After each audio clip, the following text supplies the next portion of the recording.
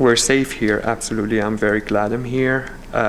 We always have memories sometimes. We have family and friends that we miss every single day. I grew up in Syria my whole life. It was probably normal life where I felt safe with my parents and my family. Suddenly when the uprising started, we saw the violence in Syria and what was happening. Luckily, I got the chance to go to Lebanon, but my heart was always like shattered by the videos and images that we were seeing. In 2012, I was interrogated, saying one statement: "You can't be detained." Luckily, my parents were able to contain the issue, and since then I learned a lesson that you could not be safe in that part of the world, and I remained silent most of the time, although I had my opinions. It's a nice spot. On Easter I came here just like to meditate.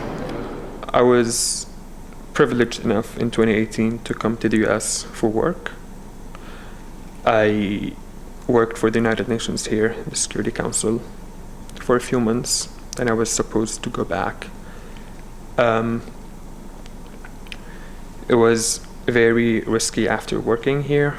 I realized that I was facing tremendous threats. There was also a lot of blackmailing and intimidation from different parties, because my position is very salient when it comes to Syria. You know, like I take a human rights perspective where you condemn all violations by all parties. I was so desperate when I applied for Colombia. 3 years after, I would say I'm here, I'm finishing my program, and I know I will do something very, very, very big in the coming future. Absolutely, I feel I have a duty and obligation for Syria, but also absolutely for every single displaced person whose rights have been revoked and violated.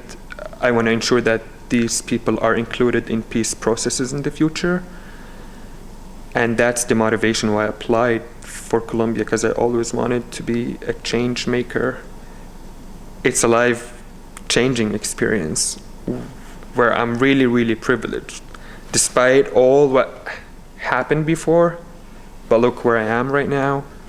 After my graduation, I'm planning to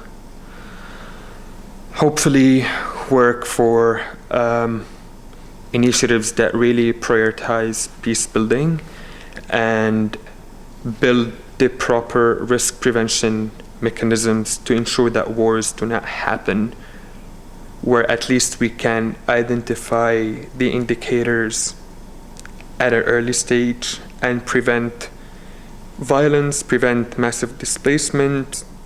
Is critically important for displaced people to integrate in the new society, to learn the language, and to make friends. Working out and like going for runs or like riding my bicycle. All these different activities have been critically important in my journey here. I made a ton of friends, you know, just by chatting at the gym.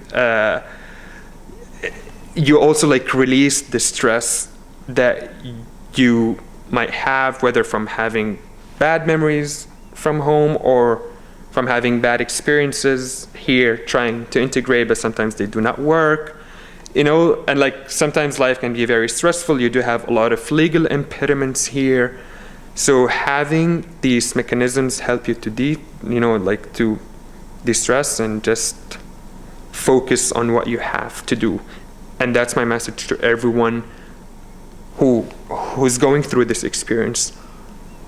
Don't think about the past, think about the present and the future, and look for the approaches or ways that make you feel at home.